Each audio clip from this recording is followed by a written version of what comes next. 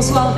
J'imagine que ce n'est pas anodin que votre ville rentre dans le club très fermé des villes à 1h30 de Paris. Ça change quoi?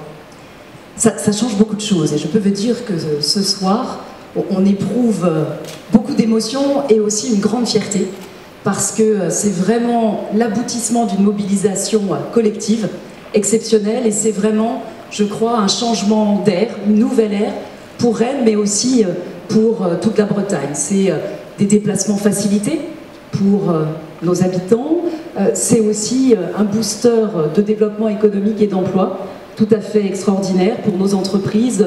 Ce sont de nouveaux clients à convaincre, de nouveaux talents à ramener sur le territoire, des nouveaux marchés à conquérir et cette dynamique en faveur de l'emploi, évidemment, elle bénéficie à tous dans un territoire solidaire. Et quand je dis pour Rennes, c'est aussi, et je ne l'oublie pas parce que nous y sommes très attachés, pour toute la Bretagne. Je vois mon collègue François Cuyandre, maire de Brest. Nous prendrons ensemble le TGV demain pour signifier que cette accélération, elle est au bénéfice de toute la Bretagne. Vous parliez d'un booster, vous y êtes préparé, j'imagine. Vous avez raison de dire qu'il faut s'y préparer. La LGV seule, ça ne suffit pas.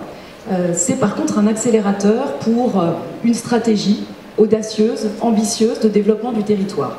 Et quand je vous dis qu'on s'y est préparé, c'est que ça fait plus de 10 ans, en réalité, que nous accompagnons par des investissements importants, massifs, métropolitains, sur le territoire, cette montée en puissance de notre métropole. Entre la ville et la métropole, cher Emmanuel Couet, président de Rennes Métropole, nous allons investir sur ce mandat plus de 2 milliards. Et sur les 3 années qui viennent, c'est la livraison de la nouvelle gare, évidemment, pour accueillir dans de bonnes conditions les voyageurs de la LGV, mais c'est aussi le centre de congrès, c'est aussi la 2e ligne de métro, c'est aussi, un peu plus tard, un nouvel hôpital, la rénovation urbaine, pour que chaque habitant de Rennes, de tous les quartiers, puisse bénéficier de cette dynamique formidable. Est-ce que vous la voyez déjà, cette dynamique? Est-ce qu'il y a déjà des signes? Les clignotants sont au vert.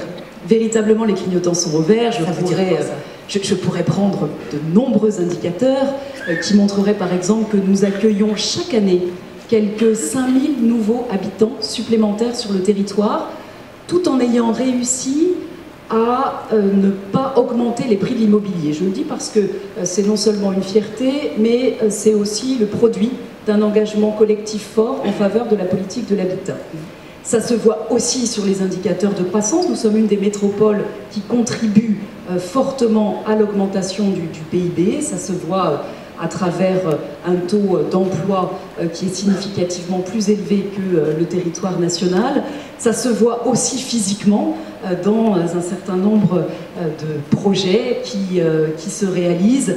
Nous avons eu le plaisir, Monsieur le Président, de vous présenter tout à l'heure ce quartier Euro-Rennes et ce lien urbain qui va permettre de relier le nord et le sud de la ville, d'étendre notre centre-ville, ce quartier Euro-Rennes autour de la gare, grâce à l'arrivée de la LGV comme booster, eh bien c'est 125 000 m² de bureaux, c'est quelques 1500 logements, c'est 7000 emplois qui sont attendus sur le site, mais aussi des espaces publics de qualité, mais aussi un certain nombre d'équipements, cinéma, crèches, pour que ce soit vraiment un quartier habité et que cette porte d'entrée de la Bretagne soit aussi une vitrine du Rennes que nous aimons, un Rennes qui bouge, qui se développe, qui va de l'avant, mais qui est aussi très attaché au vivre ensemble, à la cohésion sociale. Vous avez un cri de guerre, je crois, un slogan.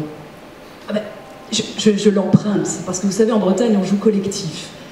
Et le slogan que nous aimons les uns et les autres répéter en ce moment, que nous avons d'ailleurs inscrit sur les murs de Paris, dans les stations de métro et jusque sur les Champs-Élysées. Ce n'est pas bien, dégradation biopublique. Non. Le tout dans une conformité aux règles auxquelles nous sommes aussi particulièrement attachés parce que nous sommes ici très républicains. Mais ce slogan, passer à l'ouest, il nous parle beaucoup.